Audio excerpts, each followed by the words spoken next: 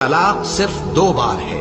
یعنی جب 2 دفعہ طلاق دے دی جائے تو پھر عورتوں کو یا تو بطریق شائستہ نکاح میں رہنے دینا ہے یا بھلائی کے ساتھ چھوڑ دینا،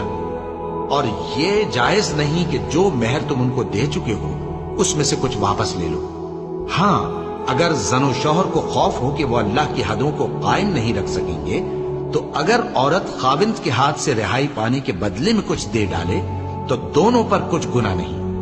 یہ اللہ کی مقرر کی ہوئی حدیں ہیں، ان سے باہر نہ نکلنا، اور جو لوگ اللہ کی حدوں سے باہر نکل جائیں گے وہ گناہگار ہوں گے۔ پھر اگر شوہر 2 طلاقوں کے بعد تیسری طلاق عورت کو دے دے تو اس کے بعد جب تک عورت کسی دوسرے شخص سے نکاح نہ کر لے اس پہلے شوہر پر حلال نہ ہوگی۔ ہاں، اگر دوسرا خاوند بھی طلاق دے دے اور عورت اور پہلا خاوند پھر ایک دوسرے کی طرف رجوع کر لیں تو ان پر کچھ گناہ نہیں۔